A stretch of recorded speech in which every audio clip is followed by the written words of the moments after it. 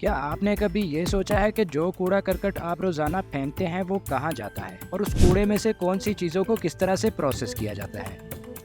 पूरी दुनिया में हर साल 2 बिलियन मैट्रिक टन कूड़ा करकट इकट्ठा होता है।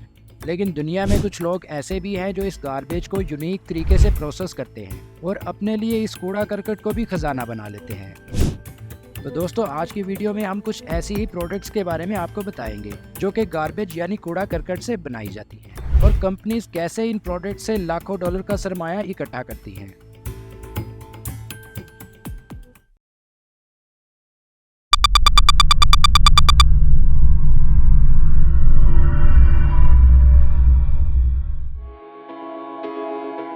अगर आप ऐसा सोच रहे हैं कि आप इन बेकार जूतियों को किसी आर्ट में तब्दील नहीं कर सकते तो आपका अंदाज़ा बिल्कुल गलत है, क्योंकि कीनिया के शहर नैरोबी में एक ऐसी कंपनी मौजूद है जो समंदर और शहर की सारी टूटी फूटी और बेकार फ्लिप फ्लॉप को इकट्ठा करके इनसे मुख्तलिफ किस्म के जानवर और चीज़ों के स्कल्पचर यानी कि ढांचे बनाती है और इनको महंगे दामों पूरी दुनिया में फ़रोख्त करती है।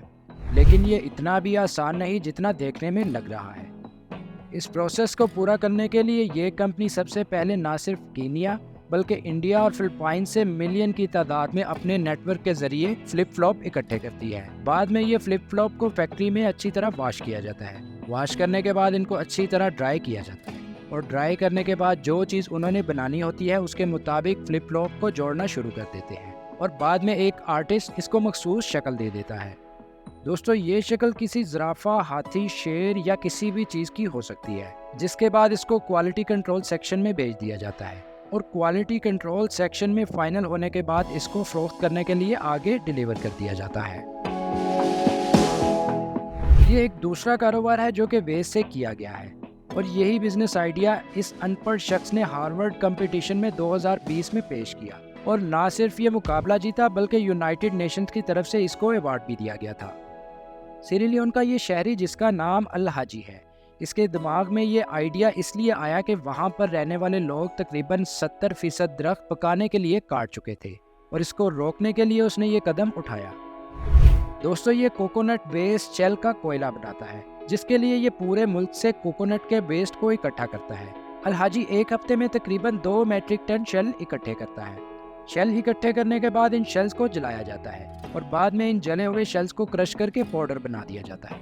पाउडर बनाने के बाद इसमें पानी और एक सीक्रेट केमिकल डाला जाता है, जिसके बाद ये एक काले रंग की जेलीनुमा शक्ल इख्तियार कर लेता है और इस जेली को छोटे पीसेज में काट कर 5 दिन के लिए सूखने के लिए छोड़ दिया जाता है। और दोस्तों, क्या आपको ये पता है कि कोकोनट से तैयार किया गया कोयला आम कोयले के मुकाबले में 4 गुना ज़्यादा टाइम निकालता है और इसका धुआं भी निस्बतन कम होता है। अभी तक तो सीरिलियन में इसका इस्तेमाल ज़्यादा नहीं है, लेकिन अल हाजी ने अपने न्यू कस्टमर्स यूके और जर्मनी से हासिल कर लिए हैं। ये तो हम सभी जानते हैं कि गन्ने को चीनी बनाने के लिए इस्तेमाल किया जाता है, लेकिन चीनी बनाने के बाद गन्ने का वेस्ट का क्या किया जाता है, इसके लिए हम आपको इंडिया की एक फैक्ट्री लिए चलते हैं।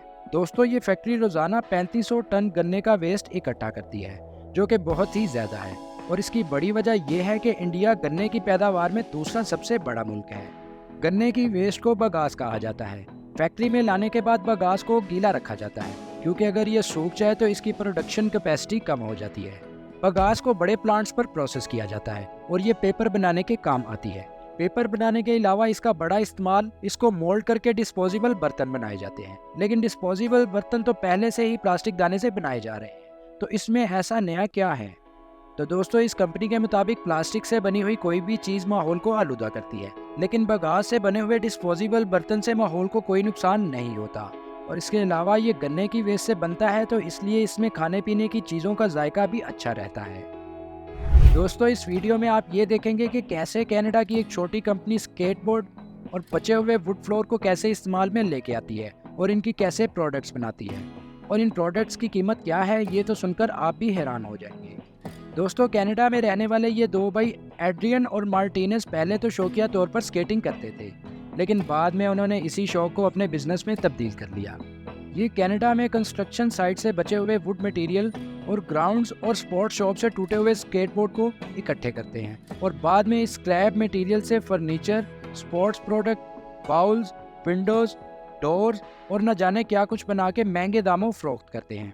इसको प्रोसेस करने के लिए सबसे पहले स्केटबोर्ड के ऊपर लगी हुई कोटिंग को उतारा जाता है और बाद में इन बोर्ड्स को प्रोडक्ट के डिजाइन के मुताबिक ग्लू से जोड़ा जाता है और 2 या 3 दिन बाद जब ये मुकम्मल तौर पर जुड़ जाता है तो इसके बाद इसको मशीन पर लगाकर स्क्रैपर की मदद से मतलूबा शक्ल दे दी जाती है।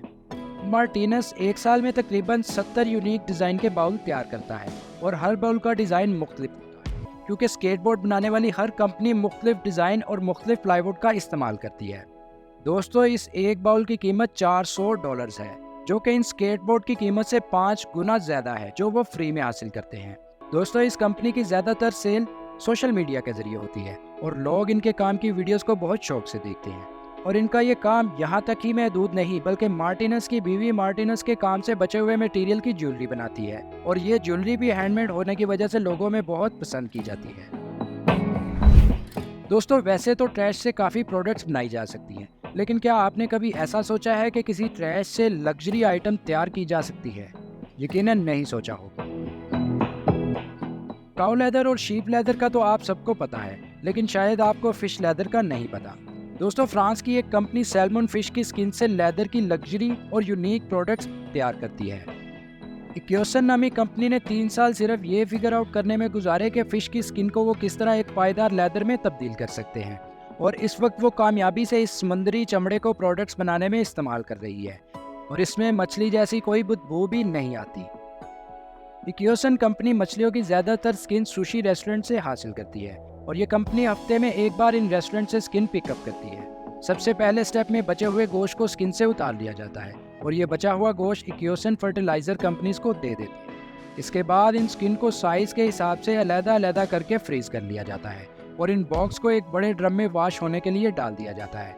इसके बाद इन स्किन्स को दोबारा इसी ड्रम में डालकर केमिकल डाला जाता है जिससे इसको मजबूती मिलती है, जिसके बाद इन स्किन को खुश किया जाता है और बाद में इसको मशीन से गुजारा जाता है ताकि लेदर नरम हो जाए। इसके बाद इसको डाई किया जाता है और डाई करने के बाद इसको स्ट्रेच किया जाता है। फाइनल स्टेप में इसको शेड्स देने के लिए दोबारा कलर किया जाता है और यूँ ये फिनिश प्रोडक्ट में तब्दील हो जाती है, जिसके बाद इस लेदर को लग्जरी आइटम्स बनाने में इस्तेमाल किया जाता है। दोस्तों, अगर आपको आज की वीडियो पसंद आई है तो इसको लाइक कर दें और अगर आपको इस तरह की वीडियोस देखना अच्छा लगता है तो चैनल को सब्सक्राइब करके बेल आइकन को प्रेस कर दें।